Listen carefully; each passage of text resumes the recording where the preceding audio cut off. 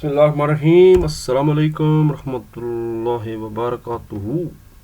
لو جی، پھر اسلامیات جو ہم نے شروع کی ہے 9th کلاس کی، اس کا چیپٹر نمبر 2 کا سیکنڈ پارٹ کرنے جا رہے ہیں، جو کہ عبادات کے متعلق ہے، اور اس کے 4 لیسن ہیں۔ نماز ہے، روزہ ہے، زکوٰۃ ہے، حج اور قربانی۔ حج اور قربانی اکٹھا دیا گیا، تو پھر چیپٹر 2 ہمارا مکمل ہو جائے گا، اور چیپٹر 3 انشاءاللہ بعد میں سٹارٹ کریں گے۔ تو چلتے ہیں چیپٹر کے اندر، اور اس میں جیسے میں نے بتایا کہ نماز کے بارے میں پڑھیں گے، اس کی فلاسفی کیا ہے، نماز قرآن و سنت کی روشنی میں نماز کی کیا اہمیت، کیا فرضیت ہے، نماز کی پابندی کرنے سے کیا جو ہے ہمیں فائدے حاصل ہوتے ہیں، اور خاص کر کے جو باجماعت نماز ہے اس کو پڑھنے سے کیا معاشرتی فوائد حاصل ہوتے ہیں۔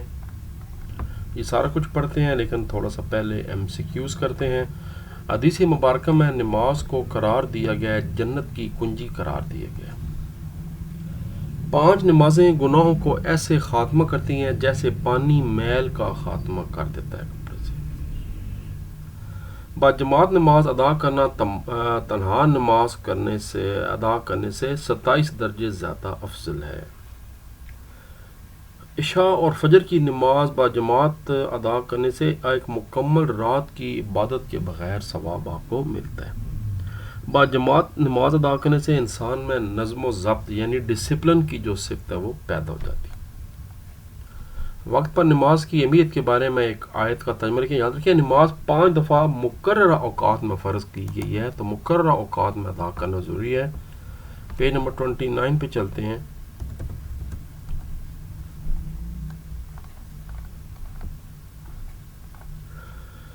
یہ اس کا جواب ہے۔ فرض نماز کے لیے مقررہ وقت شرط ہے۔ ارشاد باری تعالیٰ ہے سورہ نساء کی آیت مبارکہ نمبر 103، ان الصلاۃ کانت علی المؤمنین کتابا موقوتا، بے شک نماز مومنوں پر مقررہ وقت پر فرض ہے۔ یہاں تک اس کا جواب ہے۔ آیت لکھ سکتے ہیں تو بہت اچھی بات ہے، ورنہ ترجمہ لازمی کم از کم لکھ لیں اور حوالہ دیا کریں، میں نے ہمیشہ بتایا آپ کو۔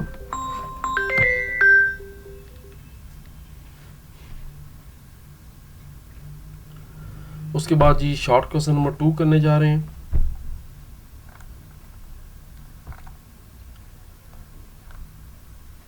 نماز کی کوئی سے 2 شرائط تحریر کریں۔ پیج نمبر 29 پہ ہی اس کا جواب آپ کو ملے گا۔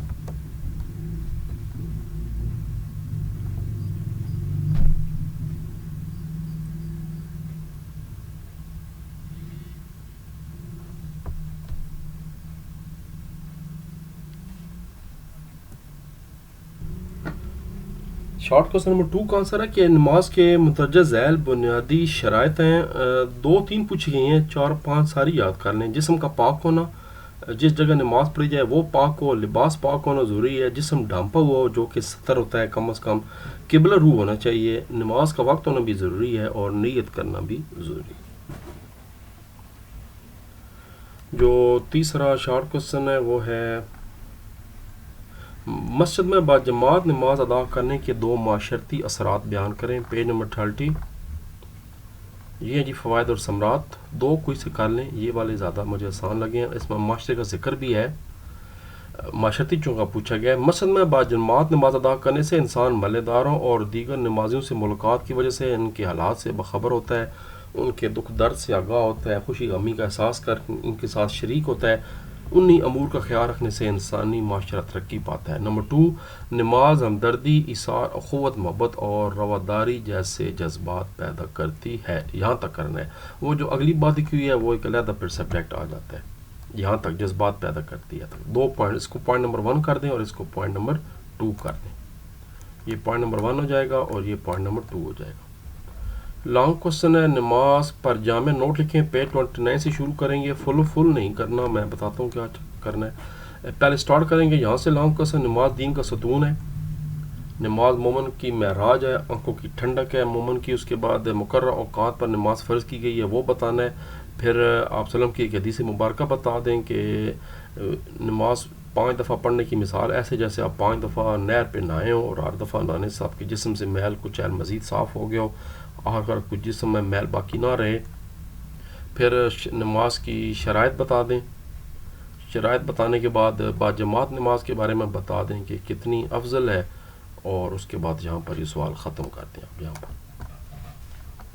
پھر فوائد ثمرات لکھیں گے تو یہ پھر بہت لمبا ہو جائے گا، اس کی ضرورت نہیں ہے، بس یہاں پر اس سوال کو ختم کر دیں، یہاں تک کر دیں، یہاں تک یہ نہیں کرنا اگر تو پھر اور چھوٹا کر کے یہاں تک کر لیں۔ اس میں بھی باجماعت نماز کا ذکر آ گیا ہے، یہ اوپر یہ ہے باجماعت نماز کا ذکر یہ اوپر آیا ہوا ہے ادا کرنے، تو ٹھیک ہے یہاں تک کر دیں 1491 تک، اور آسان کریں اس کو، یہاں تک کر دیں۔ اگلا جو ہمارا لیسن ہے وہ ہے روزے کے متعلق ہے۔ روزے کے بھی پہلے جناب شارٹ کو ایم سی کیوز کرتے ہیں۔ قرآن مجید مطابق روزے کا سب سے اہم مقصد تقوی کا اصول ہے، اور لکھا ہوا ہے قرآن پاک کی آیت مبارکہ میں، تاکہ تم متقی بن جاؤ۔ روزہ اللہ تعالیٰ کی بارگاہ میں مقبول نہیں ہوتا جس میں جھوٹ اور فحش گوئی شامل ہو۔ رمضان المبارک میں بھوکا پیاسا رہنے سے انسان کے اندر ہمدردی کے جذبات پیدا ہوتے ہیں۔ مقررہ وقت پر سیر افطار کرنے سے انسان میں نظم و ضبط کی صفت پیدا ہوتی ہے۔ رمضان المبارک میں بھوکا پیاسا رہنے سے انسان کو دوسرے کے بارے میں احساس ہوتا ہے، دوسروں کی بھوک پیاس کا احساس ہوتا ہے۔ صوم کے معنی اور مفہوم تحریر کریں، پیج نمبر 32 پہ، کہ صوم کا مطلب کیا ہے یہ تحریر کرنا ہے۔ یہ یہاں سے شروع کریں گے۔ روزے کے لیے قرآن مجید میں اور حدیث شریف میں صوم یا صیام کا لفظ استعمال ہوا ہے، جس کے لغوی معنی ہے رک جانے یا بچ جانے کے۔ شرعی اصطلاح میں یہ وہ عبادت ہے جس میں مسلمان طلوع فجر سے لے کر غروب آفتاب تک کھانے پینے اور اپنی جائز نفسانی خواہشات سے رک جاتا ہے، اسے صوم یعنی روزہ کہا جاتا ہے۔ یہاں تک شارٹ کوسچن نمبر 2 جو ہے وہ ہے رمضان المبارک کے 2 مسنون اعمال تحریر کریں، پیج 33 پہ۔ ایک تو مسنون اعمال یہ ہے کہ کسی کو روزہ افطار کرایا جائے، چاہے صرف کھجور سے کیوں نہ ہو، پانی سے یا حسب توفیق دسترخوان بچھانے پر اجر و ثواب کی نوید سنائی گئی ہے۔ دوسرا، رمضان المبارک میں مسلمان تلاوت قرآن مجید کی برکات حاصل کرتے ہیں، یہ بھی مسنون ہے کہ قرآن پاک جتنا زیادہ ہو اتنا پڑھیں۔ اس میں پھر وہ شام کو تراویح بھی شامل ہو گئی، رات کو عشاء کے بعد والی۔ اور تیسرا جو مسنون طریقہ ہے ایک اور ہے جو کہ وہ ہے کہ آخری عشرے میں خواتین و حضرات اعتکاف کی سنت ادا کرتے ہیں۔ تو 3 مسنون طریقے ہو گئے، 3 لائنیں لکھ دیں۔ کسی مسلمان کو روزہ افطار کروانا یہ ایک بہت ثواب کا کام ہے روزے میں۔ اس کے بعد رمضان المبارک میں جس حد تک ممکن ہو قرآن پاک کی تلاوت کی جائے، اور جو ہے نا تراویح سنی جائیں جس میں قرآن پاک بھی پڑھا جاتا ہے، اور رمضان مبارک آخری عشرے میں اعتکاف جو ہے یہ بھی ایک بہت اعلیٰ سنت۔ تیسرا شارٹ کوسچن بھی اسی پہ یہ ہے کہ کیا ثمرات ہوتے ہیں، اس کے فائدے کیا ہیں۔ رمضان المبارک کے کوئی سے 2 معاشرتی روزے کے کوئی سے 2 معاشرتی فوائد تحریر کریں، یہ بھی پیج 33 پر ہی ہے۔ یہ ہے جی، روزے کی برکات حاصل کرنے کے لیے لوگ زکوٰۃ صدقہ ادا کرتے ہیں، جس سے غربا، مساکین اور دیگر ضرورت مندوں کی ضروریات پوری ہوتی ہیں۔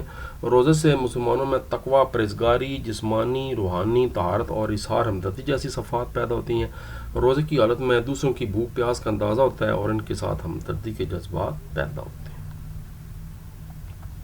اس کے بعد اب اس کا لانگ کوسچن ہے، روزے پر جامع نوٹ تحریر کریں، پیج نمبر 32 سے شروع کریں گے اور 33 پہ آئیں گے۔ پیج نمبر 32 پہلے تو یہیں سے میں نے شروع کیا ہے، روزے کی بنیادی اہمیت حاصل ہے، روزے کا مطلب کیا ہے وہ بتائیں، پھر قرآن پاک کی آیت مبارکہ آگے جس میں روزوں کو فرض کیا گیا تھا وہ بتا دیں۔ اس کے بعد کن لوگوں کو جو روزہ ہے وہ قبول نہیں ہوتا وہ بتا دیں، جو شاید جھوٹ بولتا ہو، بیہودہ بولتا ہو، اللہ تعالیٰ کو اس سے کوئی غرض نہیں ہے کہ وہ کھانا پینا چھوڑ دے، روزہ رکھے، کوئی اس کا فائدہ نہیں ہے۔ یہاں تک کرنے کے بعد پھر اگلے پیج پہ جمپ لگا کے آ جائیں۔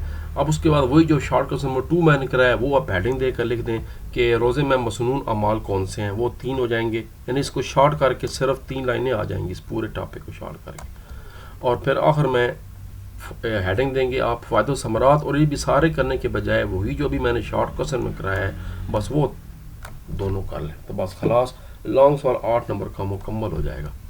یعنی پہلے پیج کی ڈیفینیشن کہ روزہ کیا ہوتا ہے، قرآن پاک کی آیت مبارکہ اور ایک حدیث ہو گئی، کلیئر ہو گیا۔